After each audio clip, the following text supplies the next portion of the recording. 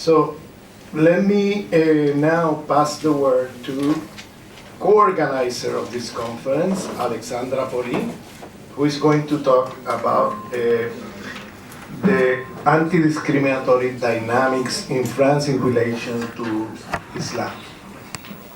Alexandra. Merci Ramon.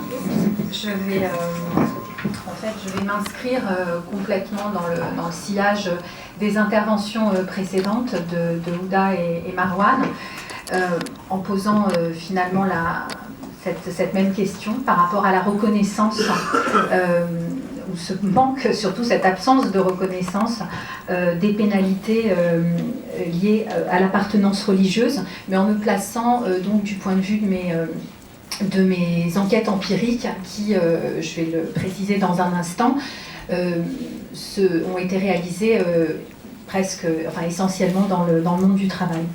Donc pour approcher la question de l'islamophobie, je vais montrer comment ces recherches m'ont entraînée vers ce thème et m'ont conduite à tirer un certain nombre de constats qui montrent les dissonances qui se jouent entre la dynamique antidiscriminatoire et l'islam.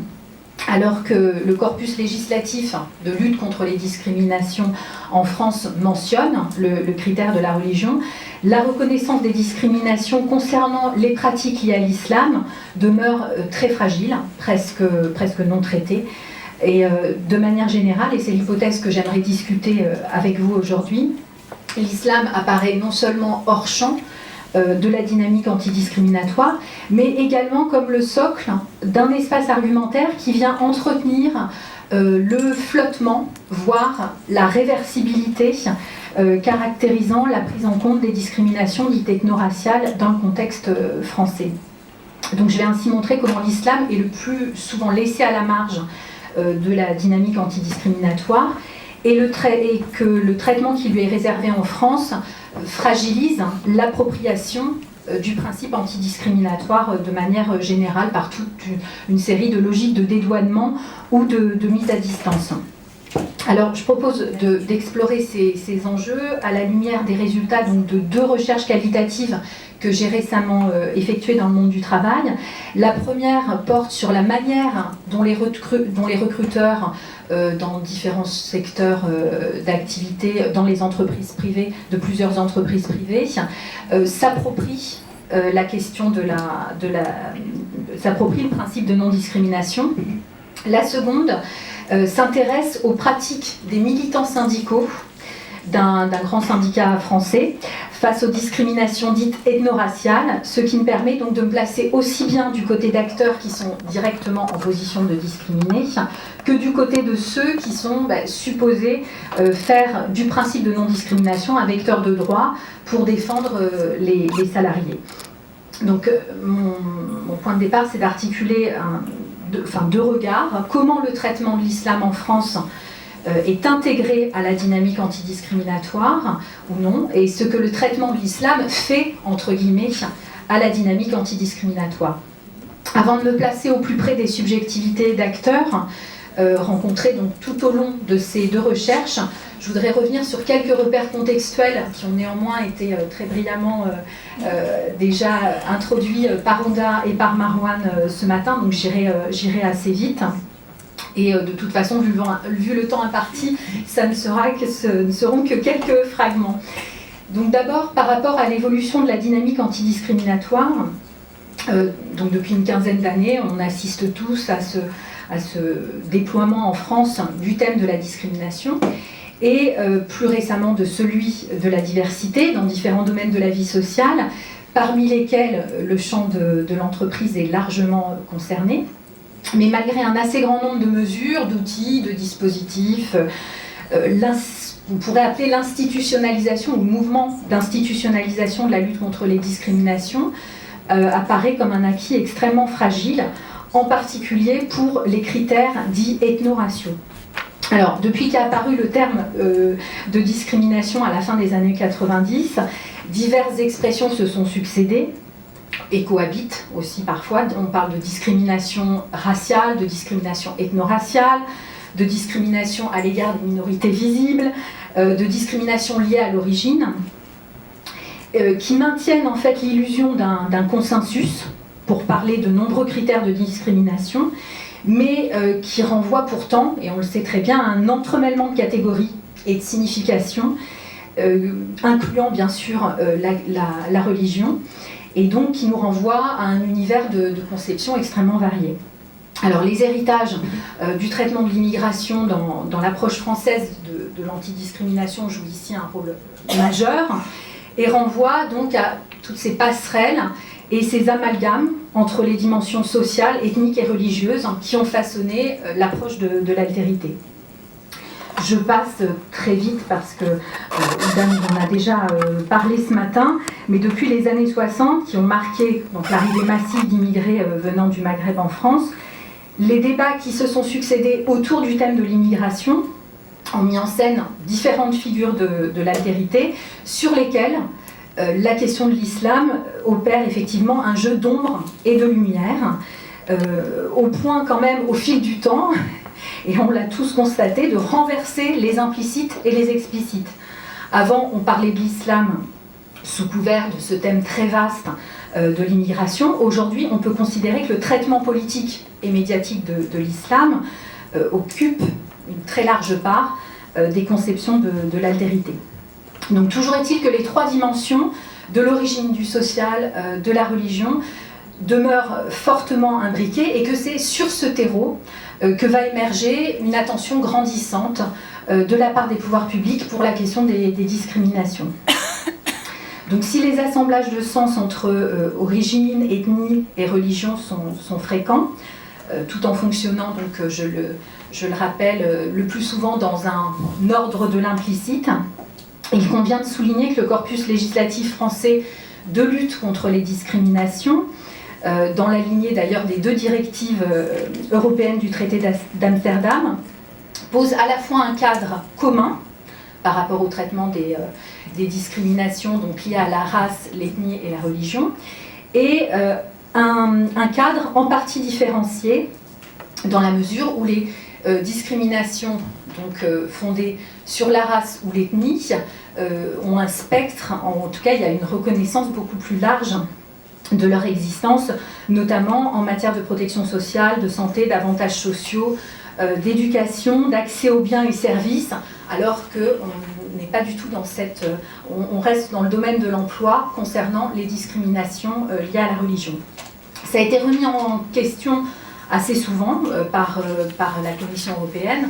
On trouve toute une série de documents qui abordent justement cette question, mais qui reviennent toujours sur le besoin de distinguer les différents critères. Alors, tout en étant intégré donc, à ce corpus législatif de lutte contre les discriminations, le critère de la religion va en même temps rester dans l'ombre ou dans l'implicite des discriminations dites raciales qui vont occuper tout l'espace du premier mouvement d'institutionnalisation de la lutte contre les discriminations au début des années 2000. Durant cette phase, alors je ne sais pas si ça dira, ça va dire quelque chose à beaucoup d'entre vous, mais peut-être pas à nos collègues qui viennent d'autres pays, mais il y avait ce dispositif donc fondé sur une plateforme téléphonique gratuite et leur relais en préfecture supposait donc traiter les plaintes contre les discriminations raciales, c'est-à-dire le 114 et les Kodak. Et en fait, ce dispositif s'adressait très clairement aux victimes de discrimination par rapport à l'appartenance supposée à une race, sur l'ascendance ou sur l'origine nationale ou ethnique supposée. Et là encore, on ne parle pas, en tout cas clairement ou explicitement, du critère de la religion. Ce critère, en fait, n'est explicitement abordé que plus tard, au départ très valorisé, même dans la lettre de mission du Premier ministre à Bernard Stasi par rapport à la création de la Haute Autorité de lutte contre les discriminations, donc qui va être ce deuxième mouvement d'institutionnalisation de la lutte contre les discriminations. Et donc là, on retrouve la religion. Bien sûr, la HALD prend en compte bien d'autres critères, mais mentionne clairement la religion. Alors, je ne vais pas trop m'étendre sur le rôle de la HALD parce que je ne crois pas que cette instance ait joué un rôle majeur dans la reconnaissance ou dans la légitimation des discriminations liées à l'origine, à la religion. Aujourd'hui, la HALD donc est fondue dans ce qu'on appelle le défenseur des droits. Je dirais ces deux dispositifs institutionnels offrent une image statistique extrêmement faible des discriminations liées à la religion, puisqu'on tourne sur une moyenne de 2%, à peu près si on prend vraiment les débuts de la HALD par rapport au premier rapport annuel en 2005 jusqu'en 2012. Je ne rappellerai pas non plus le rôle extrêmement ambivalent de la HALD dans l'affaire de la crèche Babylou. Donc voilà, un rôle plutôt ambivalent et très controversé. Alors avec le déploiement du thème de la diversité, à la moitié de la première décennie 2000, notamment donc dans le cadre de l'entreprise, on ne peut pas dire qu'on a véritablement gagné en précision sur l'ensemble des critères ethno-raciaux et sur la question de la religion, peut-être même bien au contraire. Alors on trouve effectivement toutes sortes d'enquêtes, d'évaluations sur l'appropriation du principe de non-discrimination dans les entreprises via donc la promotion de la diversité. Mais on constate surtout une circulation entre un implicite, encore une fois, et un explicite qui s'est extrêmement densifié avec les multiples campagnes de communication autour de la promotion de la diversité.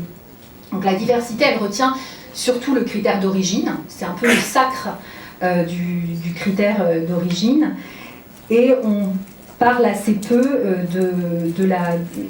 du problème de la religion. On a une enquête, l'Observatoire Ségos et la chaire Management et Diversité de la Fondation Paris-Dauphine, qui a fait une enquête donc en 2011 et qui révèle effectivement, qui fait émerger des chiffres par rapport à l'intolérance religieuse en entreprise, mais sans en dire tellement plus. Une illustration à la fois intéressante, mais aussi cocasse, je dirais, de la prise en compte de la religion par rapport au principe de non-discrimination. On le trouve sur l'ancien site de la Charte de la diversité, parce que j'ai vu qu'ils ont changé le bandeau depuis quelques temps. D'un côté, donc, ils énoncent les différentes catégories que couvre la notion de diversité. Alors, tout public, minorité visible, femmes, personnes en situation de handicap, seniors, orientation sexuelle, ZUS, zone urbaine sensible, qui révèlent donc les oscillations entre des référentiels généralistes et des référentiels différentialistes. Et sur ce même site, pendant longtemps, on avait un bandeau, en fait, avec une photo choisie donc, pour témoigner de cette diversité, où on trouvait une femme voilée. Donc, bon, c'est de manière assez surprenante par ailleurs. Alors, après ces quelques fragments, cette mosaïque d'éléments, je vous propose à présent d'explorer donc à partir des registres argumentaires des recruteurs et des militants syndicaux que j'ai rencontrés, comment les uns et les autres se positionnent par rapport à l'engagement contre les discriminations.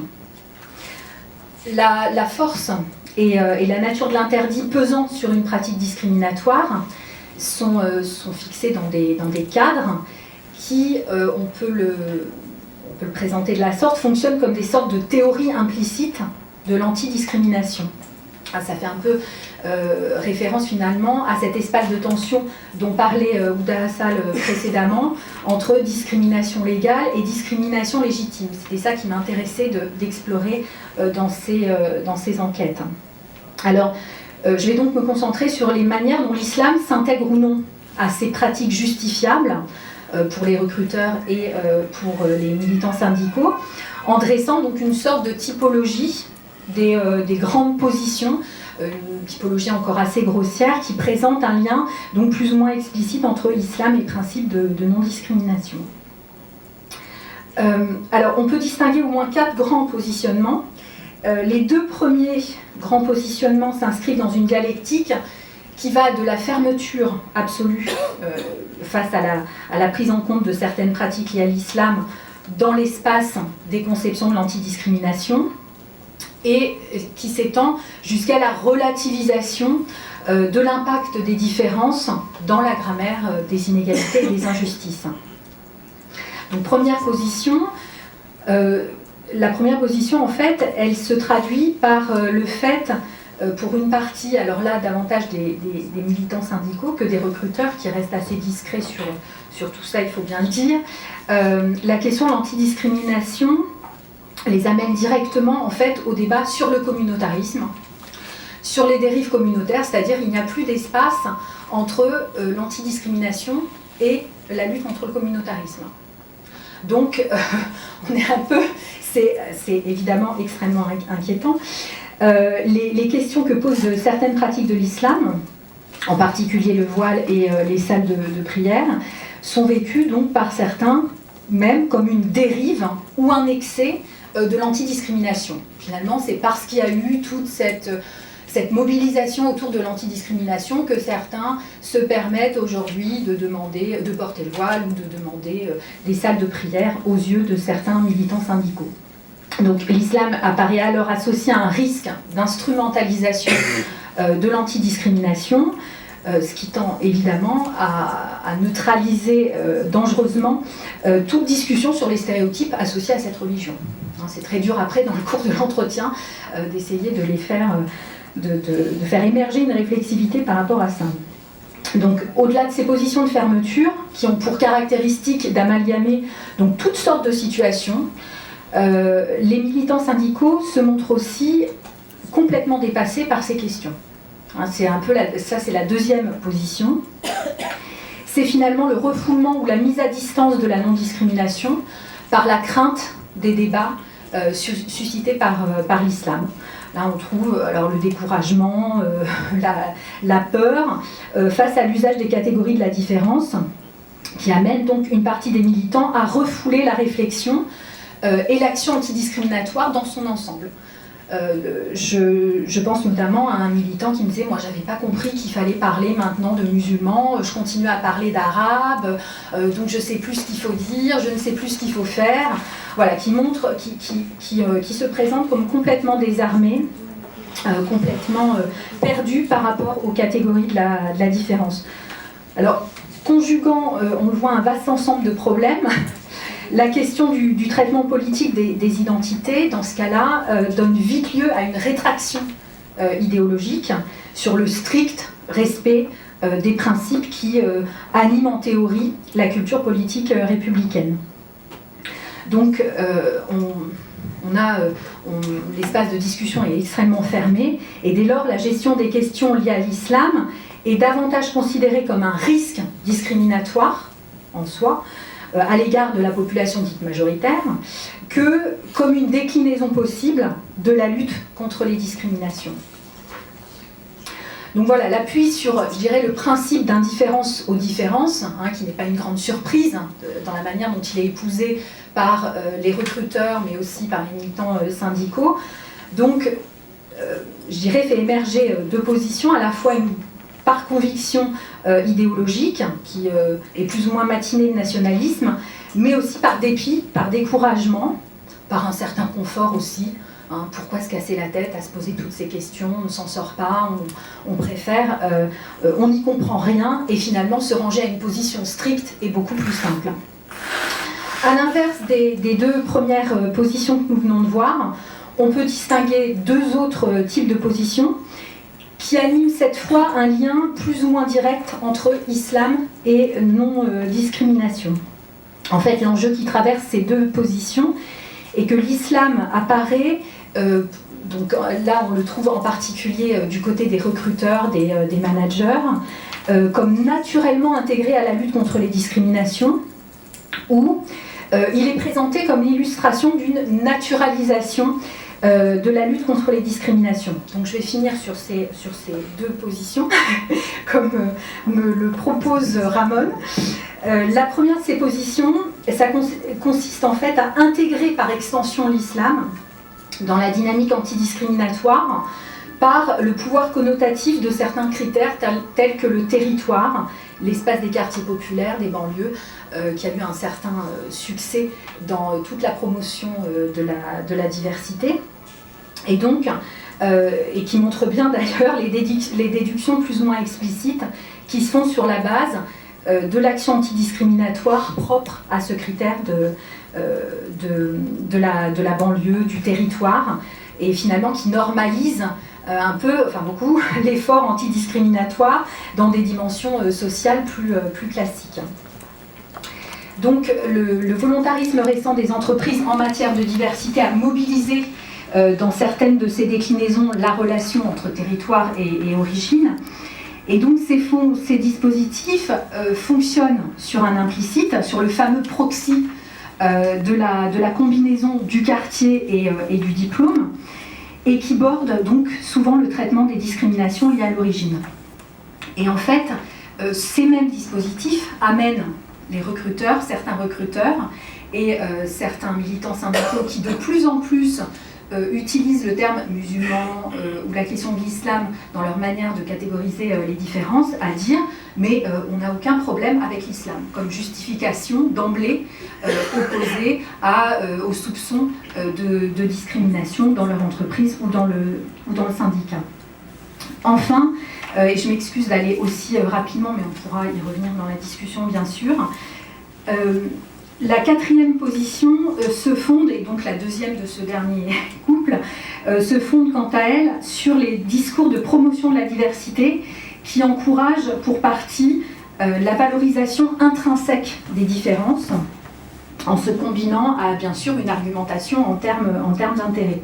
Donc la diversité et alors ce business case dont parle la littérature anglo-saxonne qui conduit les recruteurs à en exposer les profits potentiels. Donc bien sûr, les différences dans ce cadre-là sont d'abord réifiées et essentialisées à travers la mobilisation de catégories ou de stéréotypes positifs. Et donc l'attention portée à certaines pratiques liées à l'islam, en particulier la question du ramadan, le fait de pouvoir aménager des horaires pour les uns et les autres, que c'est très pratique, comme le soulignait un recruteur, d'avoir des musulmans dans la période de Noël, parce qu'il y a des gens qui vont venir travailler, notamment. Donc devient le signe d'une application, a posteriori bien sûr, pardon, d'une application du principe de non-discrimination. Donc, ou alors je pense également, dernière illustration c'est promis, au manager d'une grande chaîne de restauration rapide qui reprend à son compte le slogan « Venez comme vous êtes » pour valoriser le fait qu'il a plein de musulmans dans son restaurant et que ça ne pose aucun problème. Oui, on peut leur donner 10 minutes quand il y a le ramadan pour se reposer un peu et en vantant l'idée qu'ils respectent un principe de non-discrimination via ce type de pratique. Donc ici, on trouve finalement une mise à distance de la non-discrimination par une sorte de naturalisation de l'adaptation managériale de l'entreprise.